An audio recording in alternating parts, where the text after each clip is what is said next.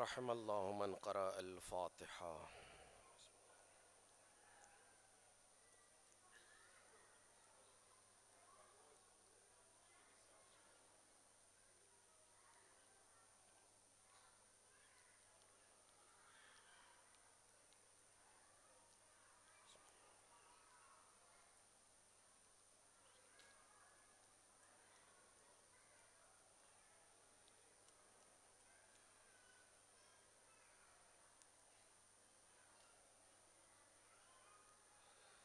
أعوذ بالله السميع العليم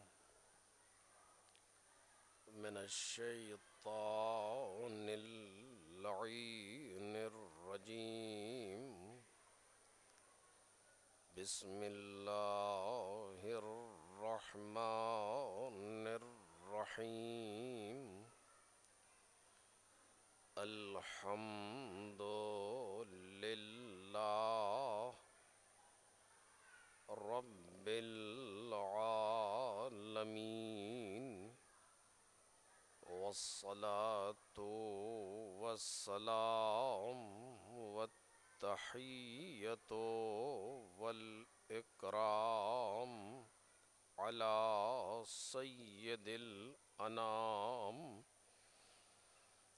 العبد المرتضى والنبي المجتبى والرسول المصطفى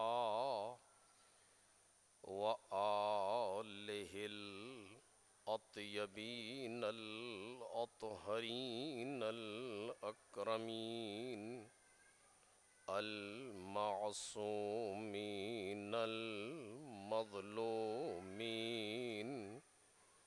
الذين أذهب الله عنهم الرجس وطهرهم تطهيرا.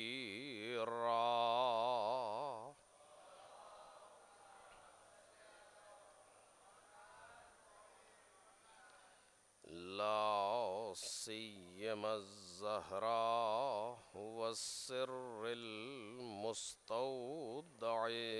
فيها واللعن الأبدي على أعدائهم أجمعين.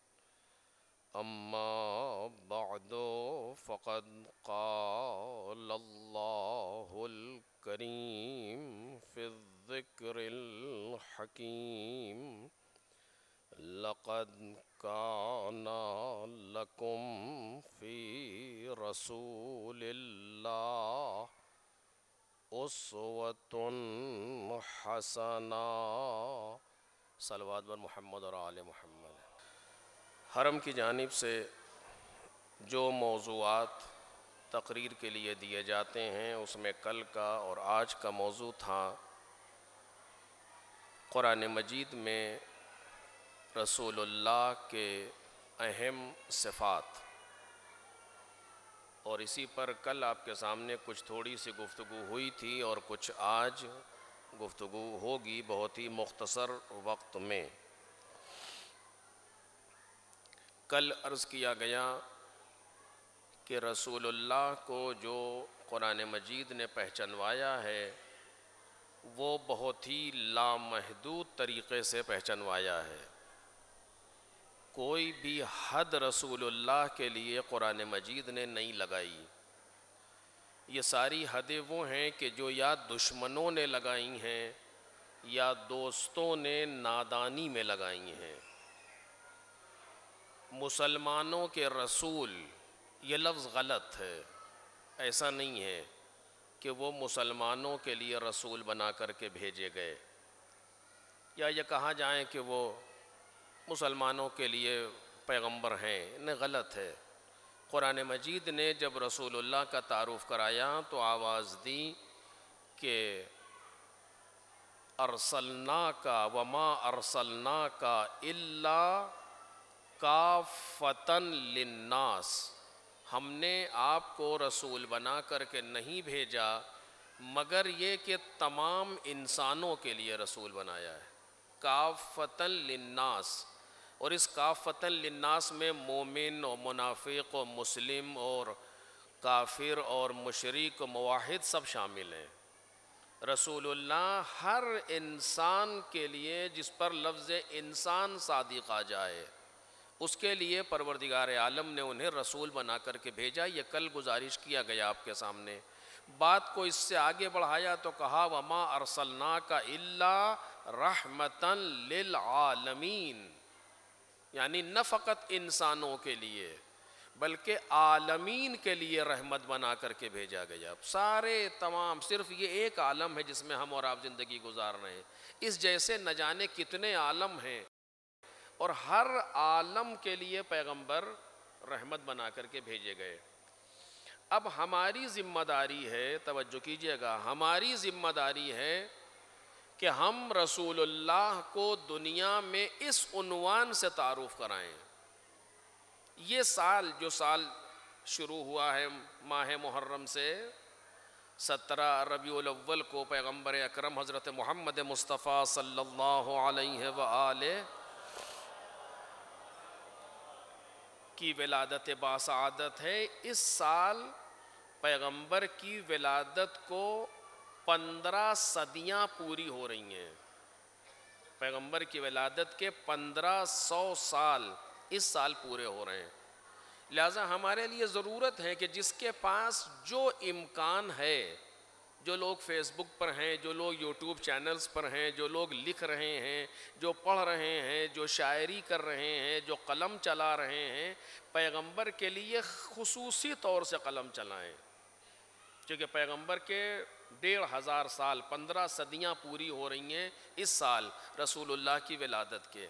لہذا خاص اہتمام ہمیں کرنا چاہیے پیغمبر اکرم کے لیے۔ خوب اس میں سے ایک بہترین چیز یہ ہے کہ ہم رسول اللہ کا دنیا میں تعارف کرائیں، پہچنوائیں۔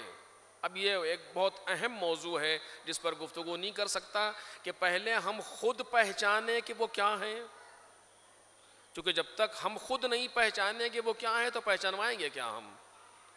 رسول اللہ، اب کیسے کہوں، لفظ سخت ہیں، نہیں کہنا چاہیے مجھے، رسول اللہ کی حیثیت ہماری زندگی میں کتنی ہے؟ پہلے ہم اس چیز کو دیکھیں۔ قرآن مجید نے بلا وجہ نہیں کہا کہ ما بصاحبکم من جنہ، یہ تمہارا والی، یہ تمہارا سرپرست دیوانہ نہیں ہے۔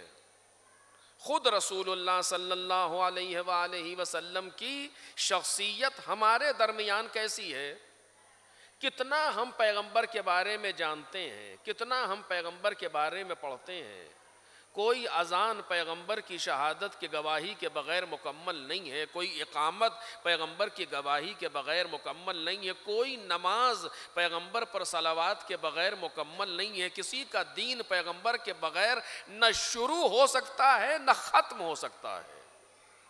کل میں نے گزارش کی آپ کے سامنے، جو بھی ہمارے پاس بنام دین ہے وہ پیغمبر کی زبان کا صدقہ ہے۔ اس سے زیادہ کوئی سورس ہمارے پاس ہے ہی نہیں۔ میں پوری ذمہ داری سے بات کر رہا ہوں آپ کے سامنے، کوئی سورس ہمارے پاس نہیں ہے جس کے ذریعے سے ہم دین کو سمجھ سکیں۔ ہم نے کسی کو نہیں دیکھا، نہ جبرائیل کو دیکھا ہے، نہ کسی نبی کو دیکھا ہے، نہ کسی وسیلے کو دیکھا ہے، کسی کو نہیں دیکھا۔ جس کو پہچانا ہے پیغمبر کے ذریعے سے پہچانا ہے۔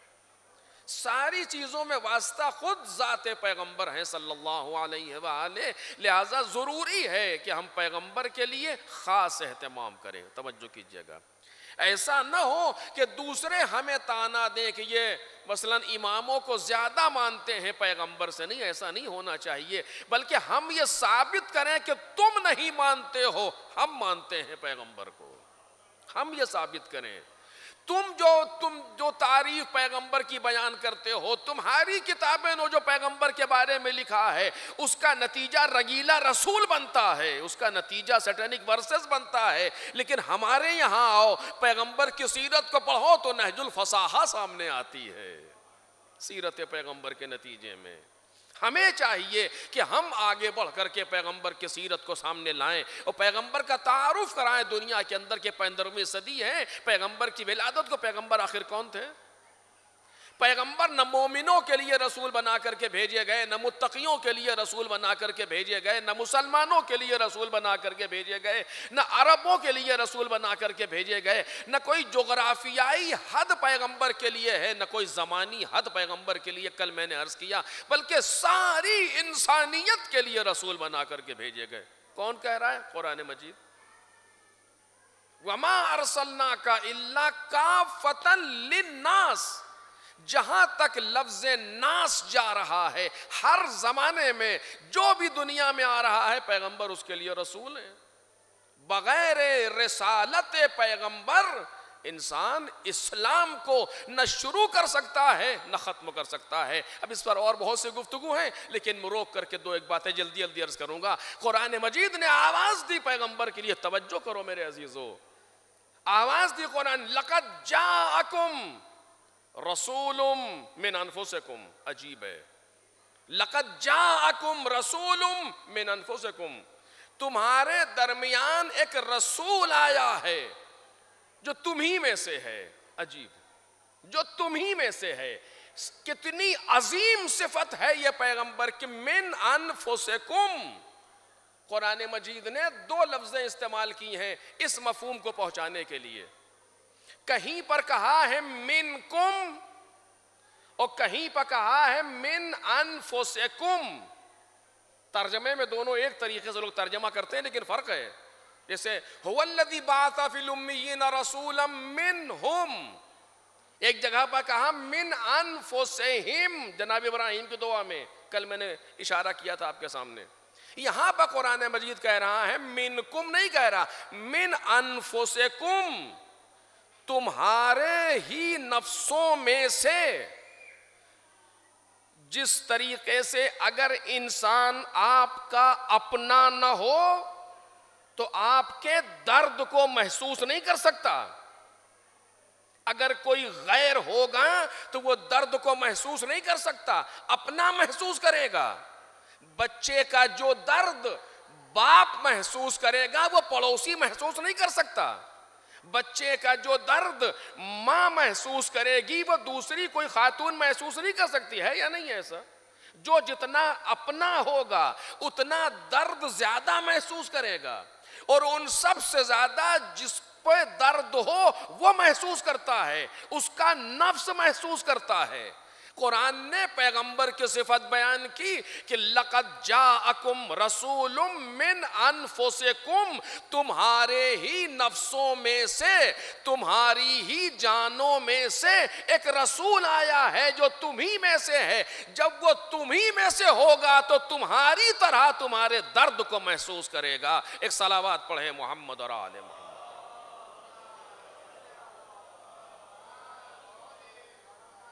تمہاری طرح وہ تمہارے درد کو محسوس کرے گا۔ اب اس کے بعد جو قرآن مجید صفت دے رہا ہے عجیب ہے، عزیز علیہ ما عنتم، کیا عجیب بات ہے، واقعا توجہ کیجئے۔ عزیز علیہ ما عنتم، جو چیزیں تمہارے لیے رنجاور ہیں، سختی والی چیزیں ہیں، وہ پیغمبر کے لیے زیادہ سخت ہیں۔ عجب، یعنی اگر ہم مصیبت میں گرفتار ہوتے ہیں تو جس طرح ہم پر مصیبت آتی ہے اور ہم مصیبت کو درک کر کے مشکلات میں گرفتار ہو کر کے پریشان ہوتے ہیں، اس سے زیادہ سخت پیغمبر کے لیے ہوتا ہے ہمارا مشکل میں آنا۔ دیکھ رہے ہیں آپ، عزیز علیہ ما عنتم، یہ پیغمبر کی صفت ہے اور اہم صفت ہے قرآن مجید بیان کر رہا ہے، عزیز علیہ ما عنتم۔ اگر تم کسی چیز میں سختی میں گرفتار ہوئے، کسی چیز میں پریشان ہوئے، تم سے زیادہ سخت پیغمبر کے لیے ہے۔ حریص علیکم، اسی صفت سے نکلے گا۔ اب یہ بیان کا موقع نہیں، چونکہ آج 2 دن کے لیے یہ موضوع تھا، کل اور آج آخری دن ہے اس سلسلے میں۔ حریص علیکم، حریص ہے پیغمبر تمہارے اوپر، کیا مطلب؟ اصرار کر رہے ہیں، چاہ رہے ہیں کسی طریقے سے تم ہدایت پا جاؤ۔ آج تک آپ نے کسی کے بارے میں ایسا احساس کیا ہے دوسرے انبیاء یہ بات کہتے وما علینا الا البلاغ، ہمارے اوپر صرف پہنچا دینا، باقی تم جانو. لیکن پیغمبر کے لیے قرآن مجید کہہ رہا حریص علیکم. حریص اردو میں ترجمہ لالچی سے کرتے ہیں، لیکن یہاں لالچی کے معنی میں نہیں ہے، اصرار کرنا ہدایت پر، بہت زیادہ مصر ہونا انسان کی ہدایت پر. چونکہ جب پیغمبر کو تمہاری سختی پیغمبر کے لیے سخت ہے، تو اگر تم جہنم میں جاؤ گے تو یہ پیغمبر کے لیے زیادہ سخت ہوگا کہ ہماری امت کے لوگ جہنم میں جا رہے ہیں. لہذا پیغمبر ساری کوشش کر رہے ہیں حریص علیکم، کسی طریقے سے تم ہدایت پا جاؤ. کیا عجیب ہے صفت پیغمبر کی، کسی طریقے سے تم ہدایت پا جاؤ. بالمؤمنین رؤوف رحیم. پیغمبر وہ ہیں جو مومنوں کے لیے رؤوف بھی ہیں اور رحیم بھی ہیں. یہ پیغمبر کی صفت قرآن مجید نے بیان کی کہ بالمؤمنین رؤوف رحیم، مومنین کے لیے رؤوف بھی ہیں رحیم بھی ہیں پیغمبر اکرم. اور عام انسانوں کے لیے جو صفت پیغمبر کے لیے آ رہی ہے، انہیں اتنا پیغمبر نے سختی برداشت کی، اتنا اپنے آپ کو مشکلات میں ڈالا کہ قرآن نے منع کر دیا. طٰہٰ ما انزلنا علیک القرآن لتشقیٰ.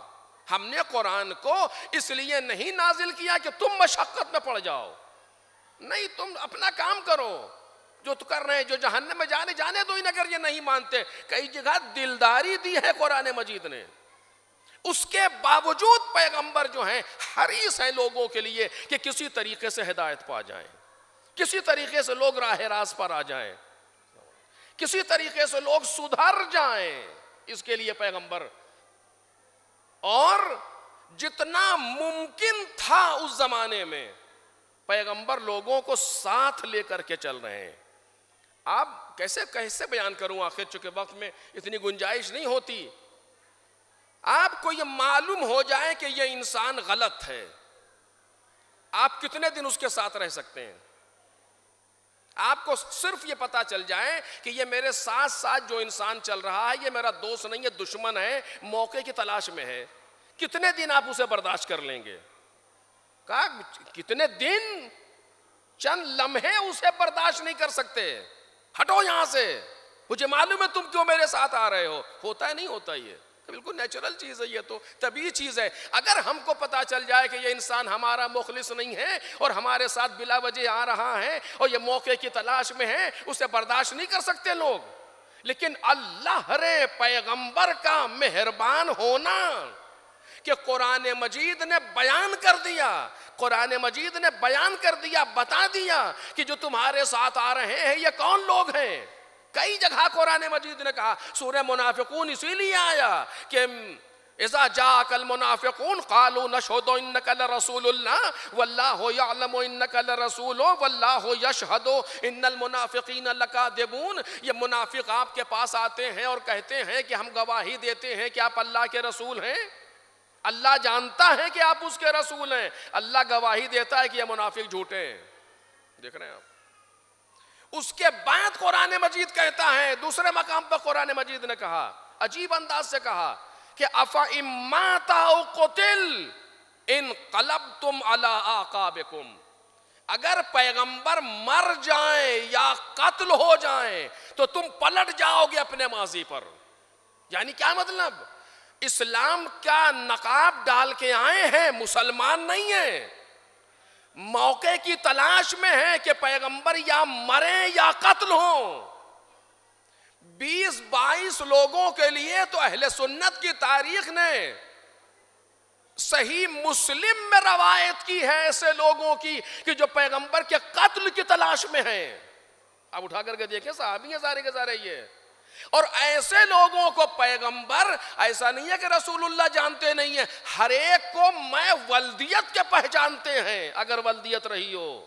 ہر انسان کو جانتے ہیں رسول اللہ، لیکن اس کے باوجود نہ کسی کے چہرے سے نقاب اٹھا رہے ہیں، نہ کسی کو اپنے آپ سے دور کر رہے ہیں، نہ کسی سے کچھ کہہ رہے ہیں، سب کو جانتے ہیں. پیغمبر کے گھر کے اندر جو جاسوس موجود ہیں پیغمبر انہیں بھی پہچانتے ہیں، جو گھر کے باہر جاسوس ہیں ان کو بھی جانتے ہیں، لیکن سب کو اپنے اوپر برداشت کر رہے ہیں تاکہ اسلامی معاشرہ پروان چڑھ جائے، اسلامی سماج پروان چڑھ جائے اور لوگ اسی طریقے سے ہدایت یافتہ ہوتے چلے جائیں۔ ایک صلوات پڑھ دیں محمد اور آل محمد۔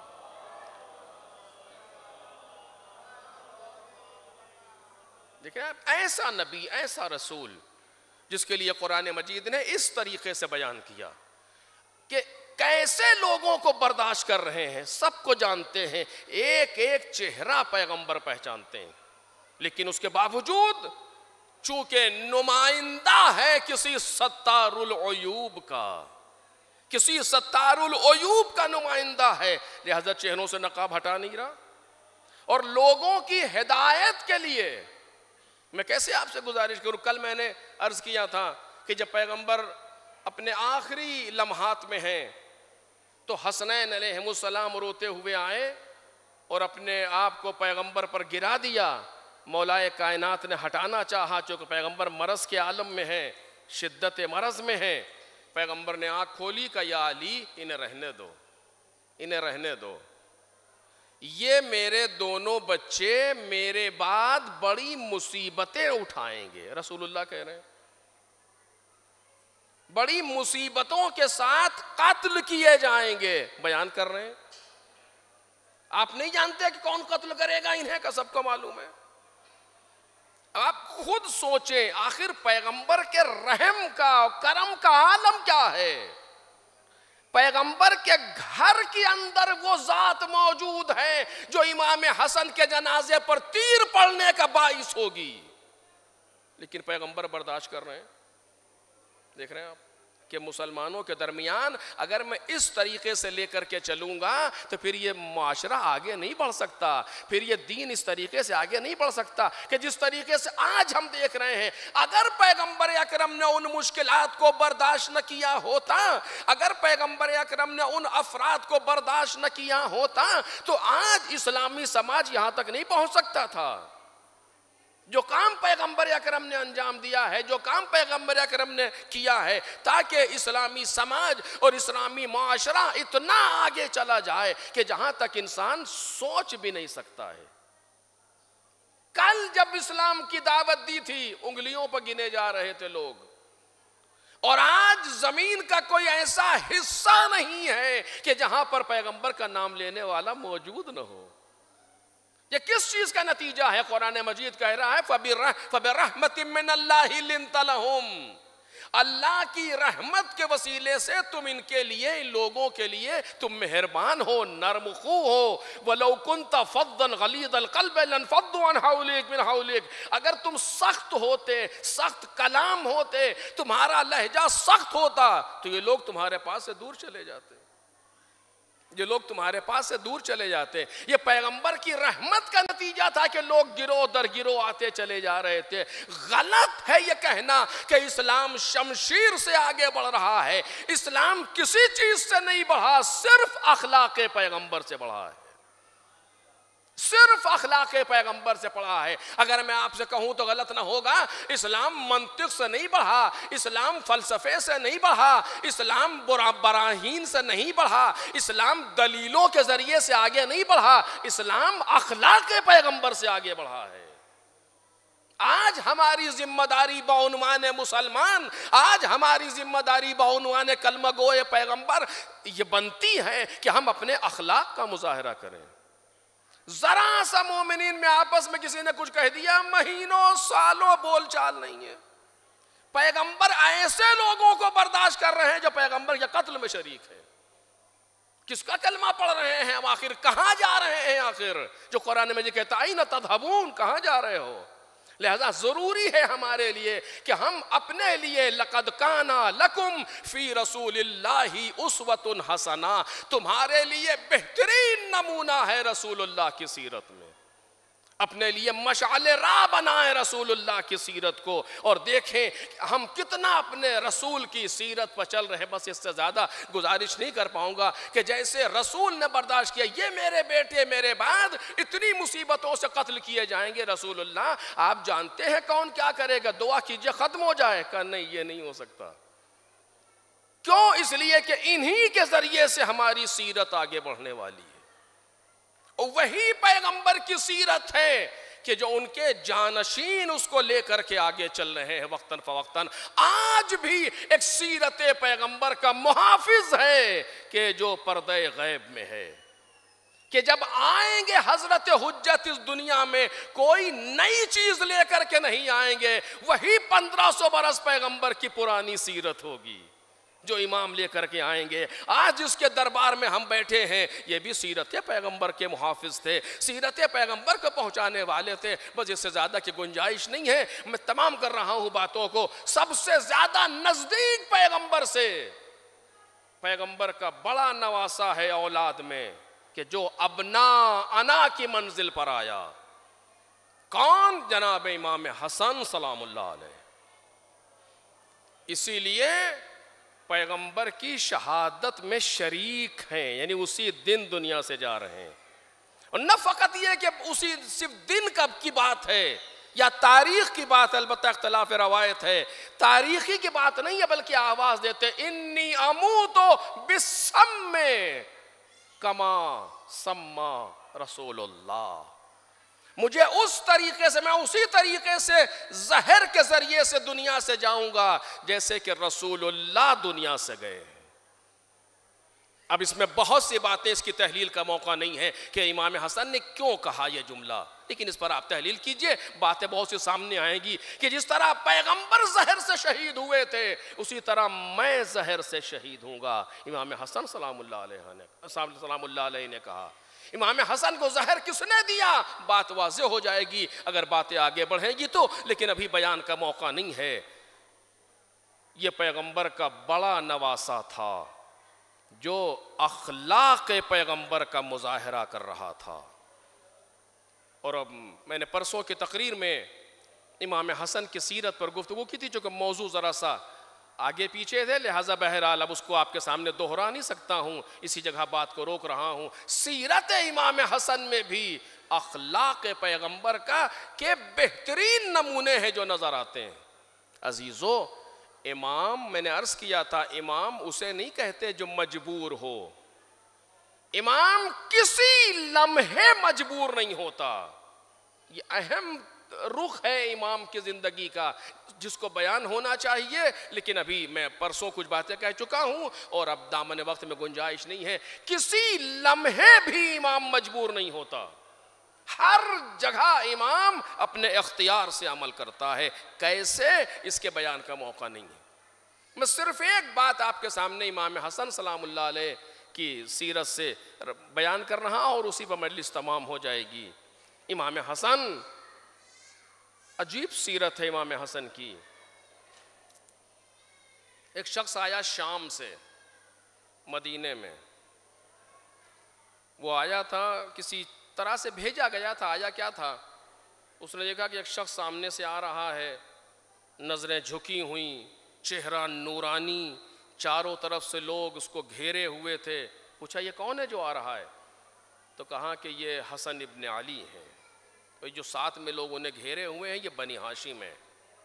اس میں جو چیزیں بھر کر کے بھیجا گیا تھا، اب یہ اخلاق پیغمبر کا مظاہرہ ہے، جو چیزیں ڈال کر کے بھیجی گئی تھی وہ جوش میں آئیں، اور آیا راستے میں کھڑا ہوا، اور جو منہ میں آیا، اب کیسے آپ کے سامنے گزارش کروں، جو اس کے منہ میں آیا اس نے امام حسن کو کہا اور امام حسن کے بابا کو کہا۔ ہم اور آپ ہوتے تو کیا کرتے؟ میں نے کہا امام مجبور نہیں ہوتا، پوری کائنات کا اکیلا مالک ہے، جو اختیار پروردگار عالم نے امام کو دیا ہے۔ پوری کائنات کی بات کر رہا ہوں، کوئی روح ادھر سے ادھر نہیں ہو سکتی بغیر اذن امام۔ اور ایسے انسان کے سامنے آ کر کے اپنے آپ کو بھی بنی امام کو بھی برا کہہ رہا ہے، امام کے والد کو برا کہہ رہا ہے۔ کیا کریں امام؟ اب آپ حکم دیجئے یہ ناسبی تھا اور یہ ہونا چاہیے وہ ہونا چاہیے. وہاں امام موجود ہے سامنے خود. بنی ہاشم میں سے کسی نے بڑھنا چاہا, امام نے روک دیا, اسے کہنے دیا. جب وہ سب کچھ کہہ کر کے چپ ہو گیا, یعنی ایک طریقے سے ہم لوگ کے بقول کے خالی ہو گیا جو فیڈ کر کے بھیجا گیا تھا, تو امام نے مسکرا کے کہا اے بھائی, یہاں سے بات شروع کی ہے. تو مجھے مسافر معلوم ہوتا ہے, تیرے پاس یہاں رہنے کے لیے مکان ہے کہ میں دوں تجھے؟ تیرے پاس سفر کا خرچ ہے یا میں عطا کروں؟ کھانے پینے کے لیے ہے یا میں دوں؟ لباس ہے؟ اصل اس نے کیا کہا ہے امام نے جیسے توجہ ہی نہیں دی اس کے اوپر, جیسے سنا ہی نہیں, اور اپنی بات کہہ رہے ہیں. بس جیسے ہی اس نے یہ دیکھا فوراً پیروں کو پکڑ لیا, فرزند رسول مجھ سے تو کچھ اور کہا گیا تھا. عجیب ہے, دیکھ رہے ہیں آپ. میں جملہ کہنا چاہتا ہوں اس جگہ پر, مجھ سے تو کچھ اور کہا گیا تھا اور آپ یہ کیا کر رہے ہیں؟ امام مسکرا رہے ہیں, کیا کر رہے ہیں؟ آج سے پہلے مجھ سے بڑا کوئی آپ کا دشمن نہیں تھا اور آج کے بعد مجھ سے بڑا کوئی آپ کا دوست نہیں ہے. کس چیز نے بدلا اس انسان کو؟ تلوار نے نہیں, کسی دلیل نے نہیں, کسی منطق و برہان نے نہیں. کس نے بدلا؟ اخلاق حسن نے. جو امام حسن کا اخلاق تھا, اخلاق حسن, اچھے اخلاق نے اس شخص کو بدل دیا. اگر امام کچھ نہ کہتے, صرف نہ روکتے ساتھ والوں کو, 2 لمحے میں پھر نار ہو جاتا, قتل ہو جاتا.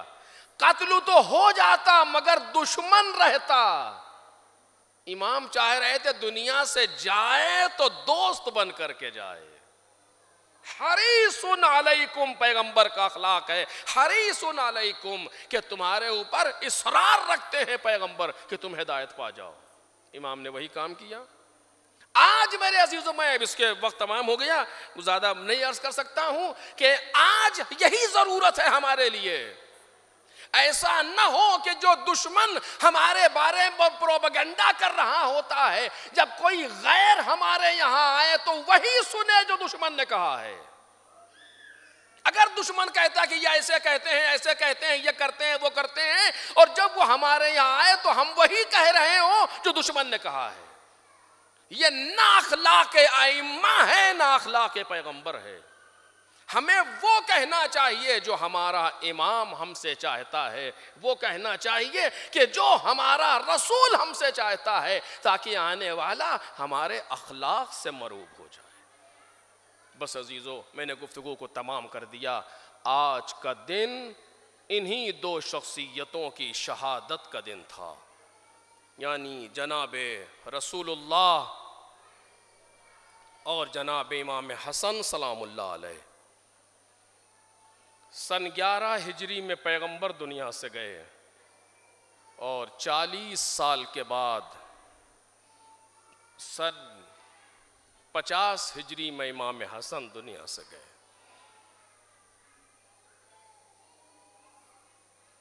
کتنا عجیب ہے واقعاً خانوادہ اہل بیت کے ساتھ, مصیبتیں کتنی زیادہ ہیں اس خاندان کے ساتھ.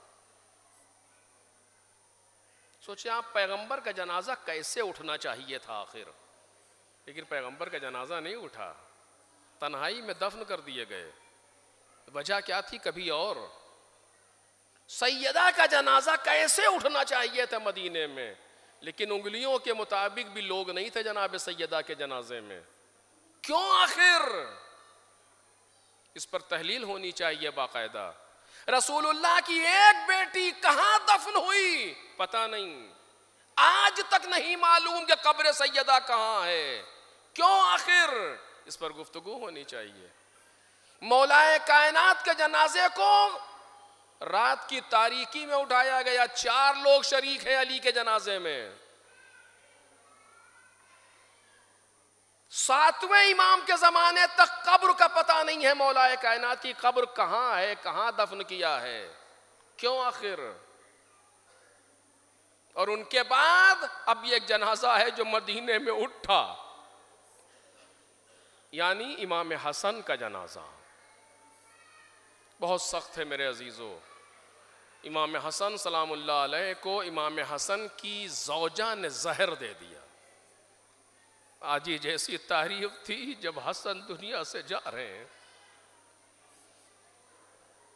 زہر کے اثر سے امام تڑپ رہے ہیں، کیونکہ آپ جانتے ہیں کہ زہر کھانے کے بعد درد بہت شدید ہوتا ہے انسان کو، اس شدید درد سے امام حسن تڑپ رہے ہیں۔ گھر والے سارے موجود ہیں، کئی بھائی ہیں، کئی بہنیں ہیں، سب موجود ہیں۔ جناب زینب سلام اللہ علیہ، امام حسن سلام اللہ علیہ، جناب عباس سلام اللہ علیہ، سب موجود ہیں۔ تاریخ کہتی جناب عباس سر پر خاک ڈال رہے ہیں اور بآواز بلند گریا کر رہے ہیں، جناب زینب تڑپ رہی ہیں۔ امام حسین کھڑے رو رہے ہیں بھائی کے سامنے، اور امام حسن کبھی غش میں جاتے ہیں، کبھی آنکھیں کھولتے ہیں، ایک ایک کو وصیت کر رہے ہیں۔ بھیا حسین پر نظر پڑی، میرے بھائی اس طریقے سے کیوں رو رہے ہو؟ کہ بھیا کیسے نہ روئیں آپ کو اس عالم میں دیکھ کر کے؟ تو آواز دی، لا یوم کا یومی کا یا ابا عبداللہ، اے حسین تیرے جیسا کوئی دن نہ ہوگا 30,000 لوگ تجھ پر حملہ آور ہوگے۔ اس کے بعد رات آئی، آج ہی کل کی جیسی رات گزری، اور صبح کے وقت امام حسن دنیا سے تشریف لے گئے۔ امام حسین نے غسل دیا، امام حسین نے کفن پہنایا، وصیت کے مطابق جنازہ اٹھا۔ بس بات تمام کر رہا ہوں۔ وصیت کے مطابق جنازہ اٹھا۔ امام حسن نے وصیت کی تھی، سنیے، امام حسن نے وصیت کی تھی، میرے بھیا تم مجھے غسل و کفن دینا اور میرے جنازے کو اٹھانا، لے کر کے جانا نانا کی قبر کے پاس، تاکہ میں تجدید عہد کر لوں، تاکہ میں نانا سے رخصت ہو لوں، اور اس کے بعد بقی میں لے جا کے مجھے دفن کر دینا۔ اور اے حسین دیکھو فلاں کی طرف سے کچھ مشکل آئے گی، میرے بھیا صبر کر لو۔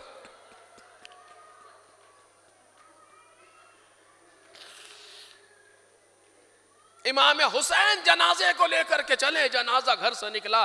پنجتن میں یہی پہلا جنازہ تھا جو اس طریقے سے اٹھایا گیا، دن کی روشنی میں جنازہ لے کر کے امام حسین اور بنی ہاشم چلے ہیں۔ ادھر بنی مروان، ان لوگوں کو مروان کو اطلاع دی گئی کہ لوگ جا کر کے پیغمبر کی قبر میں پیغمبر کے قبر کے پاس بنی ہاشم دفن کرنا چاہتے ہیں۔ پیغمبر کی زوجہ کیا کہوں آپ کے سامنے خچر پر سوار ہو کر کے آئی کہ لے جاؤ اپنے بیٹے کو یہاں سے، میں اپنے گھر میں دفن نہیں ہونے دوں گی، پیغمبر کے حرمت کو پامال نہیں ہونے دوں گی۔ امام حسین نے کہا تم نے اور تمہارے باپ نے پہلے پیغمبر کی حرمت کو پامال کیا ہے۔ اس کے بعد محمد حنفیہ نے گفتگو کی، اس کے بعد ابن عباس نے گفتگو کی۔ امام حسین نے کہا سنو، ہمیں دفن نہیں کرنا ہے، اگر پیغمبر کے پاس پیغمبر کے سرہانے پھاوڑا چلانا جائز ہوتا تو میں بتاتا کہ تم کیسے روک سکتی ہو بھیا حسن کو وہاں دفن ہونے سے، لیکن ہم اسے جائز نہیں سمجھتے،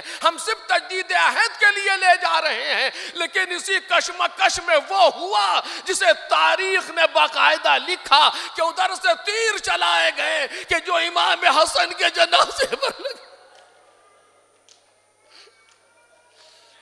جنازے کو بقی لے جایا گیا، نہیں جانے دیا گیا قبر پیغمبر کی طرف، جنازے کو بقی لے جایا گیا، جنازے کو رکھا، امام حسین نے تیروں کو نکالنا شروع کیا۔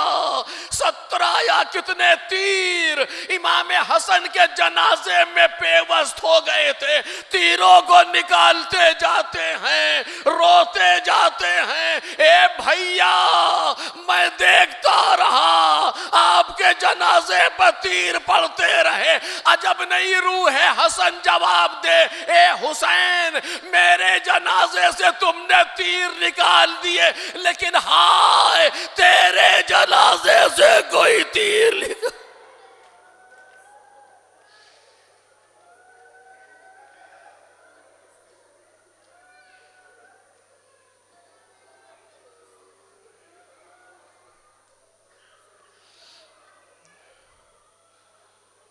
سَيَعْلَمُ الَّذِينَ ظَلَمُوا أَيَّ مُنْقَلَبٍ يَنْقَلِبُونَ۔